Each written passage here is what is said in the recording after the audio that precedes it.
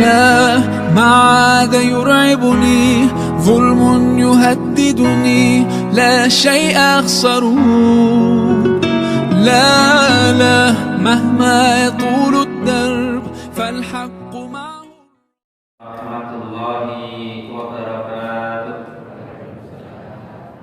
Innal hamdalillah alladzi farraqa bainal haqqi wal batil wa amarna bi ittiba'i rasulihil jalil linakuna 'ala sawa'is sabil wa nahana 'anil ikhtilafi wal iftiraqi wal tariqil mudil. Asyhadu an la ilaha illallah wahdahu la syarika lah wa asyhadu anna Muhammadan abduhu wa rasuluh la nabiyya wa la rasula ba'da. Allahumma salli ala Muhammadin an-nabiyil ummi wa azwajihi ummahatil mu'minin wa dzurriyyatihi wa ahli baitihi kama sallaita ala Ibrahim wa ala ali Ibrahim innaka Hamidum Majid. Amma ba'd. Bapak Ibu dan saudara-saudara jamaah Majelis Taklim Masjid Al-Azhar yang dirahmati Allah, kita bersyukur kepada Allah yang telah memberikan kepada kita taufik dan juga kemudahan sehingga kita bisa menunaikan sholat maghrib di awal waktu dalam keadaan berjamaah di masjid. Semoga kita semua dan juga anak keturunan kita semua dijadikan oleh Allah sebagai para penegak sholat, orang-orang mukmin yang senantiasa menegakkan sholat. Apa yang menjadi harapan kita di antaranya adalah agar Allah senantiasa menjaga syahwat kita, baik syahwatul farji maupun syahwatul butun, baik syahwat kemaluan maupun syahwat perut.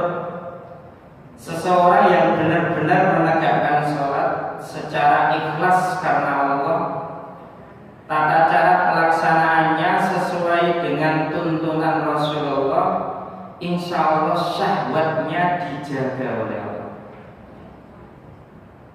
Ini diantara rahasianya kenapa Rasulullah memerintahkan umatnya supaya anak-anak kita diperintahkan untuk melaksanakan sholat mulai umur 7 tahun, dan diperintahkan untuk memukul anak kita yang tidak mau sholat ketika mereka mencapai umur 10 tahun. Karena ketika anak-anak kita betul-betul menjaga sholat dan menegakkan sholat, maka syahwatnya akan dijaga oleh Allah Subhanahu wa Ta'ala. Para ulama telah melakukan satu penelitian yang cukup detail dan panjang. Ternyata di antara penyebab orang itu mudah zina karena urusan sholat itu berantakan. Masalah sholat itu dianggap kecil, dianggap remeh. Sehingga ini di antara rahasianya doa Nabi Ibrahim yang diabadikan oleh Allah, Rabbi ja'alni muqimas sholat wa min dzurriyyati innaka sami'ud du'a. Sehingga kita bersyukur kepada Allah, dimudahkan oleh Allah, diberi taufik oleh Allah senantiasa menjaga sholat di awal waktu dalam keadaan berjamaah di masjid. Bapak Ibu yang dirahmati Allah, selanjutnya pada kesempatan malam hari ini kita akan melanjutkan kajian kita tentang al-iman. Sebagai pengingat, di pertemuan yang lalu kita telah membahas, ini sebelum lockdown corona ya, tentang al-adillatu al-ilmiyatu alal imani billahi subhanahu wa ta'ala, dalil-dalil ilmiah yang menunjukkan iman kepada Allah yang maha tinggi. Penulis kitab ini yakni Syekh Abdul Majid Az-Zandani atau Az-Zindani menyebutkan dua kaidah. Pertama, al-adamu la yakhluqu syai'an. Sesuatu yang tidak ada tidak menciptakan apapun. Di pertemuan yang lalu sudah kita bacakan kitab ini. Beliau memaparkan penciptaan alam semesta yang sangat rapi, sangat indah, sangat harmonis. Juga silih bergantinya siang dan malam, juga berbagai macam fenomena kehidupan manusia, kehidupan binatang, kehidupan tumbuh-tumbuhan, ya, yang itu bisa disimpulkan bahwa semuanya itu menunjukkan tentang adanya yang menciptakan, adanya yang mengatur, adanya yang memelihara. Sehingga sebenarnya Bapak Ibu, dalil tentang adanya Tuhan itu sangat amat banyak. Sehingga sebenarnya ketika ada orang yang mengatakan tolong tunjukkan bukti bahwasanya Tuhan itu ada, kita secara awal bisa balik bertanya, coba tunjukkan bukti bahwasanya Tuhan itu tidak ada. Seperti itu. Karena terlampau banyak yang menunjukkan, terlampau banyak dalil-dalil ilmiah, logika, akliyah yang menunjukkan bahwasanya Tuhan itu memang ada. Di antaranya adanya alam semesta ini, di antaranya keberadaan manusia di muka bumi ini. Sehingga kalau memang Tuhan itu tidak ada, mestinya kehidupan ini tidak ada. Al-adamu la yakhluqu syai'an. Nah, itu yang dimaksudkan oleh penulis kitab ini begitu, ya. Sehingga sangat aneh sebenarnya kalau ada orang tidak percaya kepada Tuhan. Kalau di Indonesia ini alirannya inisialnya PKI, ya, Partai Komunis Indonesia, yang tidak percaya Tuhan. Aneh sebenarnya. Kalau dia tidak percaya Tuhan, lalu menyembah apa dia? Ternyata dia tetap menyembah. Menyembah apa? Menyembah hawa nafsunya. Ya, menyembah hawa nafsunya. Karena sesungguhnya kepercayaan manusia terhadap adanya Allah, adanya Tuhan, itu sebenarnya tidak bisa diingkari. Dalam diri manusia itu ada ghorizah, naluri.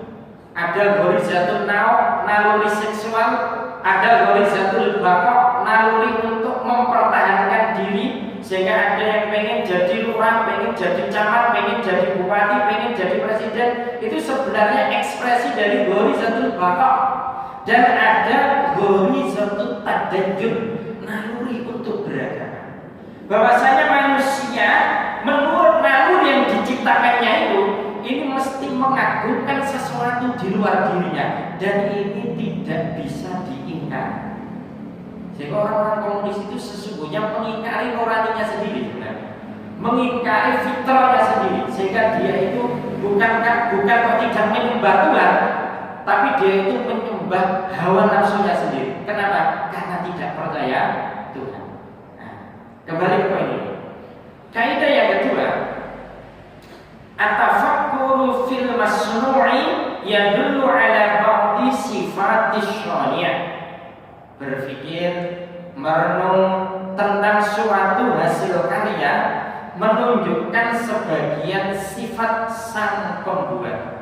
Ya, di bab ini, di pertemuan yang sangat lalu, penulis ini mendeskripsikan tentang permisalan adanya daun pintu yang indah, yang baik, ukirannya bagus, ukirannya indah, dibuat sangat teliti, sangat rapi, antara persambungan kayu dengan persambungan kayu yang lain, antara mismar atau paku yang satu dengan paku yang lain, bahkan bisa secara teliti, rapi dan tepat ketika memasang gembok, memasang kunci, ya. Satu disimpulkan bahwasanya yang membuat daun pintu itu, satu punya kayu, dua dia ahli di dalam membuat kayu.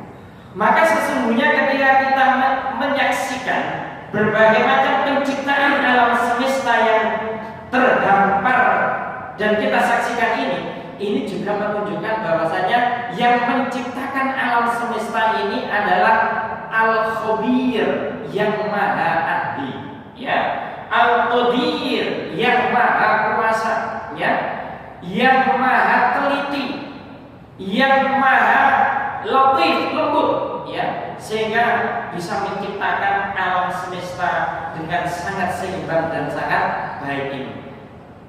Sehingga ketika kita berpikir tentang penciptaan alam semesta, termasuk juga penciptaan kita manusia, ini sesungguhnya menunjukkan sebagian sifat dari yang menciptakan. Selanjutnya, penulis kitab ini memaparkan tentang Asmaul Husna, yang di sini ditulis di dalam kitab ini ada 7, ya Pak ya. Biar mantap kita bacakan dulu ya. Pertama, Asmaul Husna yang dipaparkan oleh penulis ini adalah Al-Hayyu Ad-Daim. Al-Hayyu yang maha hidup, Ad-Daimu yang kekal, ya. Inna ta'ama, sesungguhnya makanan, alladzi nakuluhu, yang kita makan, la yasma'u, makanan itu tidak mendengar, wala yubsiru, tidak melihat, wala yataharraku, tidak bergerak, wala yanmu, tidak tumbuh, wala yatanaffasu, dan juga tidak bernafas, wala yatazawwaju, makanan itu juga tidak menikah, wala yanamu, dan juga tidak tidur, wala yastayqidu, pun juga tidak bangun. Fa idza dakhala ta'amu jismaka, maka ketika makanan itu telah masuk ke tubuhmu, ke tubuh Anda, asbaha jisman hayyan, maka jadilah tubuh itu menjadi tubuh yang hidup. Yatasifu bil awsafis sabiqah, yang mempunyai sifat-sifat yang telah lalu. Artinya tubuh itu mempunyai sifat mendengar, melihat, bergerak, tumbuh, bernafas, menikah, tidur, bangun, dan lain sebagainya. Ini pada manusia. Wa kadzalika halu fi ta'amil hayawan. Demikian juga kondisi makanan binatang. Wa kadzalika mawadul ma'i wat turabi wal hawa'i. Demikian juga materi-materi yang ada pada air atau unsur-unsur yang ada pada air, wat turab, tanah, wal hawa, udara, allati yatabadda bihan nabat, yang diserap oleh tumbuh-tumbuhan, latanmu, tidak tumbuh, wala tusmiru, tidak berbuah, wala yatanaffasu, tidak bernafas, wala yatabadda, pun juga tidak makan. Fa idza dakhalat jisman nabat, ketika makanan tersebut, ya, itu masuk kepada batang tumbuhan, tahawwalat ila nabatin hayyatin, maka jadilah tumbuhan itu tumbuhan yang hidup, dzati bahjatin, dan juga sangat indah, mempunyai keindahan. Fahadil hayatul ladzi tadubbu fi kulli jismin, ini semua kehidupan allati tadubbu, yang menjalar, fi kulli jismin, pada tiap-tiap tubuh, min nabatin, tumbuhan, au hayawanin, binatang, au insanin, manusia, fi kulli yaumin, setiap hari, wa fi kulli lahdatin, dan setiap saat, tashhadu annaha min sun'i wajibil hayati, menunjukkan ini semua terjadi dari yang membuat pemberi kehidupan, ya. Jadi ini semua menunjukkan bahwasanya terjadinya itu semua itu karena berasal dari yang memberi kehidupan, yakni Allah Subhanahu wa taala. Walaqad hawalal insanu an yakhluqal hayata, dan sungguh manusia telah berusaha an yakhluqal hayata, untuk menciptakan kehidupan.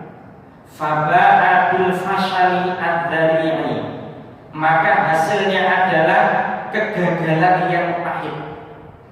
Wa a'lal bahithun fi syarqi wal gharbi, dan para peneliti baik di timur maupun di barat a'lana telah mengumumkan ajzahum, kelemahan mereka an khalqil hayati, di dalam menciptakan kehidupan.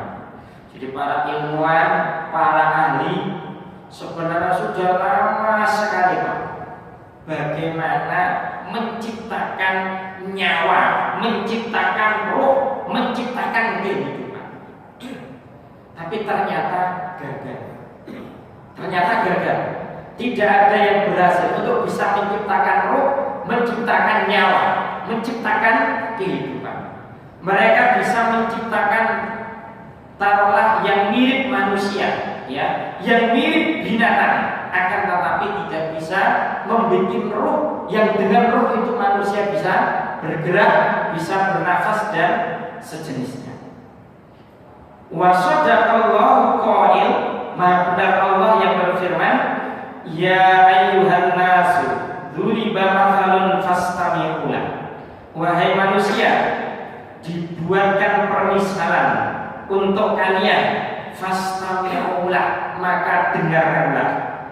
Innal ladzina tad'una min dunillah, sesungguhnya orang-orang yang engkau seru selain Allah, yang engkau sembah selain Allah, la yakhluqu dzubaban, mereka tidak akan mampu membuat seekor lalat. Ini permisalan. Lalat itu kan binatang yang rendah, binatang yang menjijikkan. Tapi seandainya manusia yang paling ahli sekalipun, kalau perlu jin juga yang paling ahli sekalipun, kemudian mereka semuanya berkumpul untuk membuat seekor lalat saja, mereka itu tidak akan bisa. Tidak akan bisa, ya. Nek patung lalat bisa, robot lalat bisa, tapi kemudian setelah itu dihidupkan sebagaimana lalat yang sesungguhnya, yang ada nyawanya, mereka tidak akan bisa. Ini pakai lam, ya, ketemu fi'il mudhari, lam, layyahluku. Lam itu ada min adawatin nawasib, salah satu huruf nasab. Ketemu fi'il mudhari, maka ini faedahnya lil istimrari walid dawami, selama-lamanya tidak akan bisa manusia bikin nyawa, bikin roh, bikin kehidupan. Walau istama'ula, meskipun mereka semuanya berkumpul. Wa iyaslubhumud dzubabu, dan seandainya lalat itu merampas syai'an, sesuatu dari mereka, la yang taqiduhu minhu, mereka tidak akan bisa menyelamatkannya. Dha'ufat thalibu wal maqlub, alangkah lemahnya yang menyembah dan yang disembah. Ma qadarullaha haqqa qadri, mereka sesungguhnya tidak mengagungkan Allah dengan pengagungan yang sesungguhnya. Innallaha laqawiyyun aziz, sesungguhnya Allah Maha Kuat lagi Maha Perkasa. Di sini dijelaskan tentang masalah lalat. Di pertemuan awal sekali ini kan kita pernah membahas tentang sejauh mana keilmuannya Syekh Abdul Majid Az-Zindani. Ternyata dia adalah memang ulama yang multi talenta, menguasai Quran dengan ilmu-ilmunya, menguasai hadis dengan ilmu-ilmunya, kaidah fikih, usul fikih, tafsir hadis, pun juga dia termasuk ahli dalam ilmu pengetahuan seperti kimia, seperti astronomi, seperti biologi dan lain sebagainya. Makanya di sini kemudian ia tafsirkan secara sangat masuk akal menurut dunia medis, ya. Naam, ya, wal basharu yajazuna an istirdadi ayyi syai'in ya'khudhuhu dzuba, ya. Manusia itu tidak akan mampu, ya, tidak akan mampu untuk mengembalikan apa-apa yang telah diambil oleh lalat. Li'annahu bimujarradi akhdhihi yasuddu alaihi min lu'abihi. Dikarenakan kemurnian pengambilan, artinya lalat kemudian hingga pada suatu benda, yasuddu alaihi min lu'abihi, yang kemudian ditimpakan ke benda itu air liurnya lalat, fayuhawwiluhu min fawrihi syai'an, maka seketika benda itu akan berubah dari aslinya secara tiba-tiba. La yumkinu isti'adatuhu, yang tidak mungkin untuk dikembalikan kepada ke benda yang semula yang belum dihinggapi. Lalat itu menurut ahli medis kesehatan itu, Pak, kalau hinggap ke makanan kita itu kan meninggalkan sejenis apa itu feses atau apa gitu kotoran, ya. Sehingga lebih baik kalau makanan kita dihinggapi oleh lalat, itu lebih baik justru tidak kemudian kita makan. Apalagi banyak lalat yang hinggap. Nek siji kalau mungkin daya imun tubuh kita masih kuat. Tapi kalau ternyata banyak dan cukup lama lalat itu menghingga, lebih baik makanan itu kita berikan ayam saja, ya.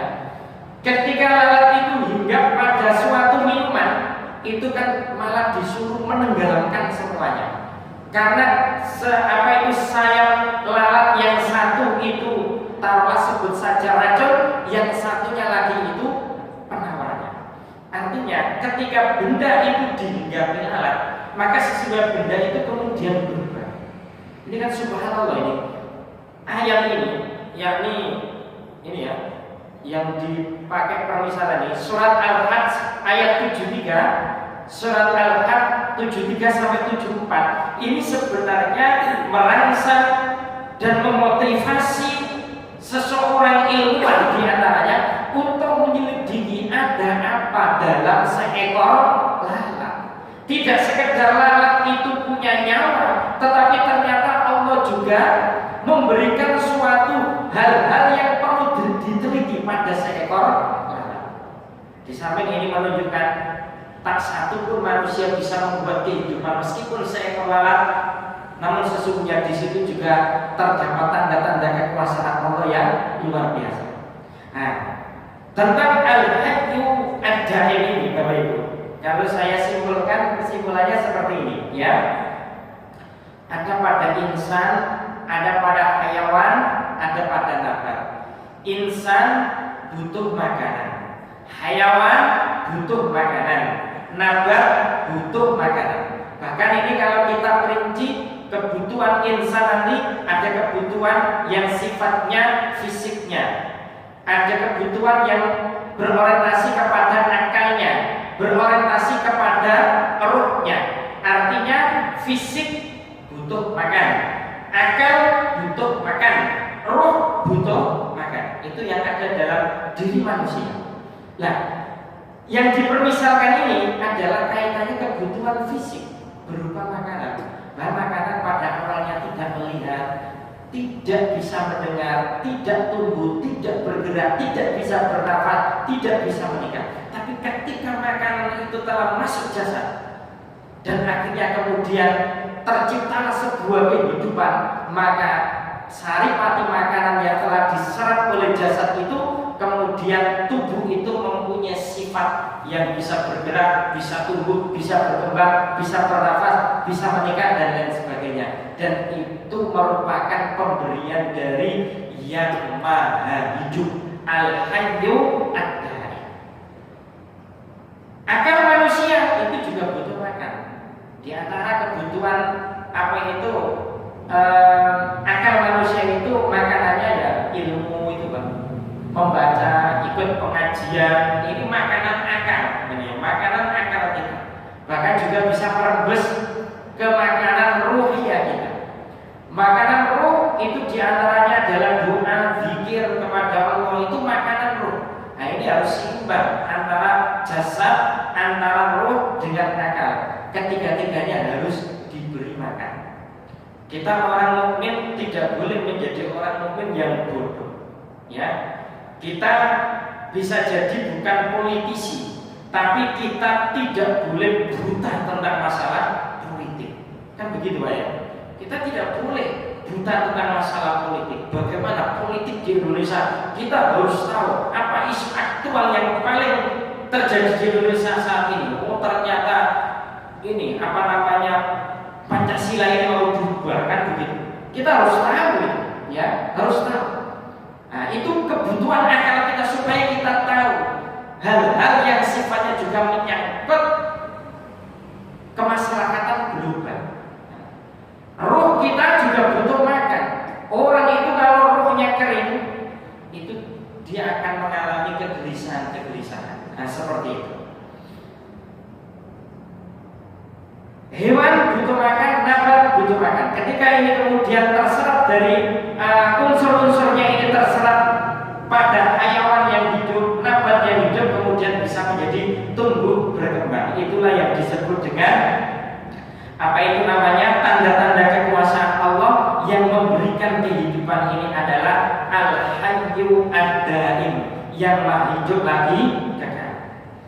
Selanjutnya, innal hayata allati nufifat wa tunfaqu 'ala dawam fil kainat, ya, sesungguhnya kehidupan yang ditiupkan wa tunfaqu 'ala dawam, dan ditiupkan 'ala dawam secara kekal fil kainat pada penciptaan, la takunu illa min hayyid daim subhanahu. Hal ini tidak akan terjadi kecuali berasal dari yang maha hidup lagi kekal, maha suci Allah subhanahu wa ta'ala.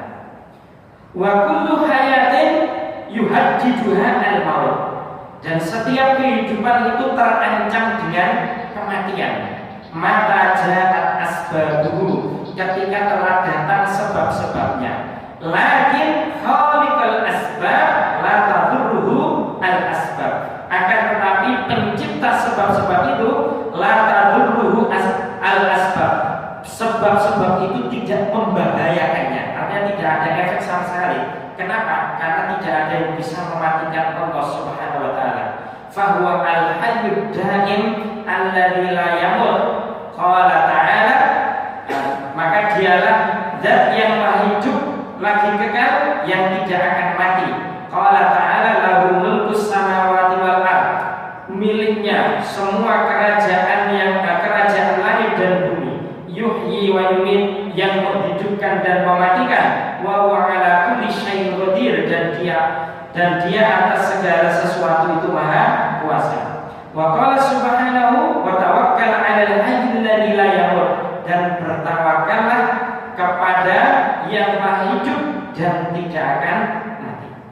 Ini mengingatkan kita tentang bahwa kelak semua ini yang bernafas, yang bernyawa pasti mati. Saat ada tiupan, ya, saat ada tiupan yang disebut dengan tiupan sangkakala. Tiupan sangkakala itu menurut pendapat yang paling kuat terjadi 2 kali, ya. Pertama adalah nafwatul faza' wasyu'ti, tiupan keterkejutan dan tiupan kematian. Di tiupan yang pertama ini semua makhluk akhirnya terkejut dan akhirnya mati. Akhirnya alam semesta ini kemudian hancur, planet-planet bertabrakan, ya, matahari dan juga bulan dihimpun oleh Allah, hancur alam semesta ini, ya. Kecuali yang ada di antara makhluk Allah yang tidak langsung mati, yang itu menunjukkan ada di antara mereka itu yang memang dikehendaki Allah dan langsung mati. Siapa mereka? Satu di antaranya adalah malaikat Israfil yang meniup sangkakala tersebut. Kemudian malaikat Jibril, ya, itu yang juga tidak langsung mati. Ketika seluruh makhluk mati, kemudian malaikat Israfil diperintahkan oleh Allah untuk mencabut nyawanya sendiri. Adapun malaikat Jibril diperintahkan oleh Allah untuk sujud kepadanya, setelah itu langsung dicabut rohnya oleh Allah. Dari sini kita menjadi tahu bahwasanya di antara malaikat-malaikat Allah yang jumlahnya sangat banyak itu, yang paling mulia, yang paling agung di sisi Allah adalah malaikat Jibril. Dia disebut sebagai komandannya malaikat. Sampai-sampai yang mematikan malaikat Jibril langsung Allah Subhanahu wa taala. Sedangkan yang tidak mati hanya Allah Subhanahu wa taala. Nah, setelah itu jarak 40. Untuk 40-nya ini perawi hadis itu ragu. Apakah 40 bulan? Apakah 40 hari? Apakah 40 tahun? Sehingga karena ragu masalah umurul ghaibiyah, perawi hadis itu sangat berhati-hati, maka dibiarkan umum. Jarak antara tiupan yang pertama dan tiupan yang kedua itu adalah jaraknya 40. Setelah itu ada nafkatul ba'fi wan nusyur, tiupan kebangkitan dan pengumpulan manusia. Yang nanti Allah sudah mengganti langit dengan langit yang baru, bumi dengan bumi yang baru, ya. Kemudian Allah menurunkan hujan. Yang dengan hujan itu Allah Subhanahu wa taala menghidupkan kembali manusia. Dari mana cikal bakal manusia hidup kembali? Dari tulang ekornya, ya. Jadi tiap kita itu punya tulang ekor, Bapak Ibu, yang tidak bisa lapuk oleh hujan, juga tidak bisa hancur oleh panas apapun. Dari situlah kemudian nanti kita akan hidup kembali, dan kita dihidupkan dalam keadaan telanjang, belum berhitam dan tidak bersandar. Semua nanti akan digiring kepada mahsyar.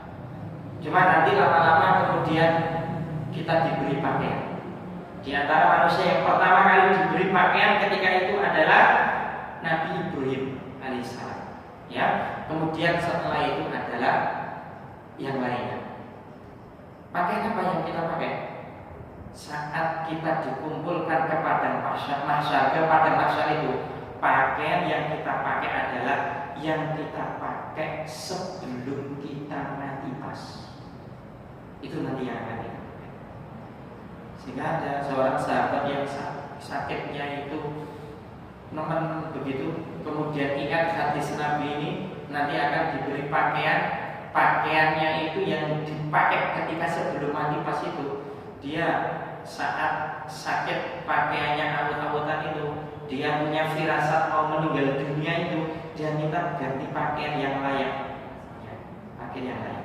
Dan ini diantara rahasianya kenapa orang yang mati dalam kondisi haji, dalam kondisi umrah itu kemudian dikubur dengan pakaian ihramnya. Kelak dia dibangkitkan dengan pakaian ihram itu sambil bertalbiyah. Termasuk para mujahid, orang-orang yang mati berjihad fisabilillah, asalnya tidak wajib dimandikan, tidak wajib dikafani, bahkan tidak wajib disolati, hanya sunnah saja. Ya, dia dikuburkan dengan pakaian yang saat itu dia menemui kesyahidan. Saat dibangkitkan oleh Allah dengan gagah menggunakan pakaian yang ia kenakan ketika dia menjemput kesyahidan. Pun selanjutnya, sifat yang kedua adalah al-alim, ya, al-alim. Ini perlu saya bacakan apa? Atau langsung saya simpulkan untuk al-alim ini? Ya? Soalnya rada dawa ini, yang waktunya kurang berapa menit ini, Pak? 10, ya. Dan ini ringkas dari al-hayyu, makna al-hayyu sebagai syarat dari asmaul husna. Ya, al-hayyu, Allah yang maha hidup, itu bermakna hayatan kamilah, sebuah kehidupan yang sempurna. Artinya Allah tidak akan mengalami kematian, hayatan thayyibah. Sehingga ini sangat berbeda dengan keyakinan orang-orang komunis yang pernah beberapa tahun yang lalu di dekat UIN atau IAIN Surabaya itu pasang spanduk Tuhan membusuk. Tuhan mengusuk itu kan ikon-ikonnya komunis orang yang tidak percaya kepada Tuhan. Dianggap Tuhan setelah menciptakan alam semesta ini kemudian capek, kemudian pensiun, kemudian mati. Padahal Allah itu al-hayyu ad-daim, hayatan kamilah, kehidupan yang sempurna. Al-hayyu juga terkandung di dalamnya al-ilmu, dia maha ilmu, ya, maha mengetahui, ya, maha mengetahui, termasuk maha mengetahui segala yang terjadi di alam semesta ini. Juga al-izzatu mulia, al-qudrah kemampuan, al-azamah kemuliaan, keagungan, al-iradah dan juga keinginan. Khusus lafaz al-hayyu, Bapak Ibu, ini termasuk lafaz salah satu dari Asmaul Husna yang baik sekali ketika kita itu sebelum berdoa kepada Allah kemudian kita membaca Asmaul Husna. Adab-adabnya sebelum berdoa itu kan, satu menghadap kiblat, dua membaca Asmaul Husna. Apakah Asmaul Husna dibaca semuanya? Kalau memang waktu memungkinkan ketika saat kita berdoa itu panjang, lebih baik dibaca semuanya. Ada 99 itu yang diterangkan oleh Nabi, dibaca semuanya. Tapi kalau tidak memungkinkan, bacalah apa yang sesuai dengan yang menjadi kebutuhan kita. Ya, kita minta rezeki, ya Razzaq. Kita minta ilmu, ya Alim. Kita minta kemenangan, ya Fattah. Begitu. Sesuai dengan apa yang menjadi kebutuhan kita. Penting ini tentang Asmaul Husna, ya. Bahkan sebagian para ulama mengatakan bahasanya wajib mempelajari Asmaul Husna. Hukumnya wajib. Karena itu menunjukkan bahwasannya tentang fi'il atau af'alullah, perbuatan-perbuatan Allah, juga sifat-sifatnya Allah yang itu nanti akan menebalkan iman seseorang. Nah, di antara doa yang di sini ada riwayat Anas yang dikeluarkan oleh Imam Abu Dawud, ya, Anas bin Malik, ya. Annahu kana ma'a Rasulillah sallallahu alaihi wasallam jalisan wa rajulun yusalli thumma da'a Allahumma inni as'aluka bi anna lakal hamda la ilaha illa anta al-mannan badi'us samawati wal ardi ya dzal jalali wal ikram ya hayyu ya qayyum, ya. Bahwasanya ada seorang laki-laki yang sholat, ya. Ini kesaksian Anas, ya. Yang saat itu Anas bersama dengan Rasulullah SAW. Kemudian laki-laki itu berdoa, Allahumma inni as'aluka bi anna lakal hamda la ilaha illa anta, ya. Allahumma ya Allah, sesungguhnya aku benar-benar meminta kepadamu bi anna lakal hamda, sesungguhnya bagimu segala pujian, la ilaha illa anta, tidak ada ilah yang benar selain Engkau, Al-Mannan yang Maha Pemberi, badi'us samawati wal ardh, pencipta langit dan bumi, Zat ya dzal jalali wal ikram, wahai Allah zat yang memiliki keagungan dan kemuliaan, ya Qayyum, wahai Allah yang Maha hidup, ya Qayyum, dan zat yang Maha berdiri sendiri. Apa kata Nabi? Faqala Nabi sallallahu alaihi wasallam, laqad da'allaha bi ismihi al-azim alladzi idza du'iya bihi ajaba wa idza su'ila bihi a'ta. Sungguh orang itu berdoa kepada Allah dengan menyebut nama Allah yang Maha Agung, yang ketika ia berdoa dengan menyebut nama Allah yang Maha Agung itu, dia ketika berdoa pasti dikabulkan. Jika ia minta pasti ia diberi. Dia menyebut ya Hayyu ya Qayyum, bagian daripada nama dan sifat Allah. Satu, menyebut Asmaul Husna. Kalau mampu semuanya. Kalau tidak, disesuaikan dengan kebutuhan kita, ya. Di antaranya yang sering dibaca adalah ya dzal jalali wal ikram atau ya Hayyu ya Qayyum, ya, seperti itu. Yang kedua adalah beristighfar. Kenapa kok beristighfar? Karena dosa itu yang menjadi penghalang doa kita itu dikabulkan oleh Allah.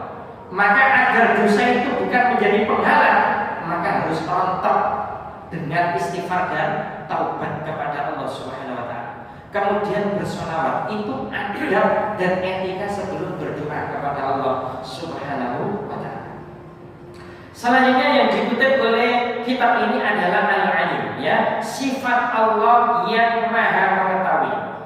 Yang mengandung makna al-alim, Allah maha mengetahui segala sesuatu, baik sebelum atau sesudah sesuatu itu ada. Tiada sesuatu pun di langit dan di bumi yang tidak diketahui oleh Allah.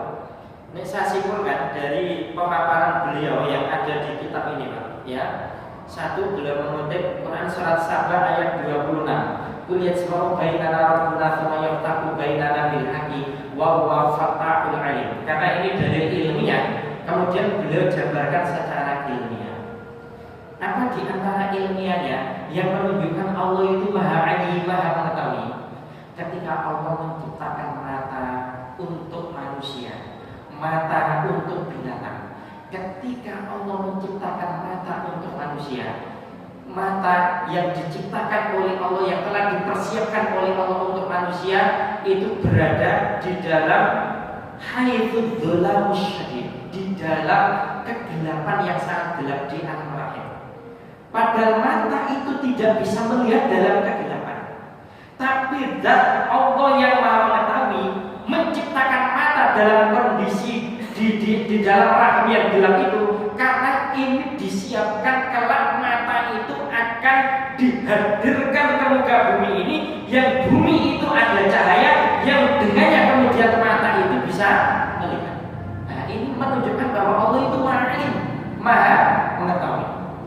Demikian juga ketika Allah menciptakan sayap pada seekor burung, padahal seekor burung, calon burung itu berada dalam telur, itu sudah disiapkan oleh Allah sayapnya.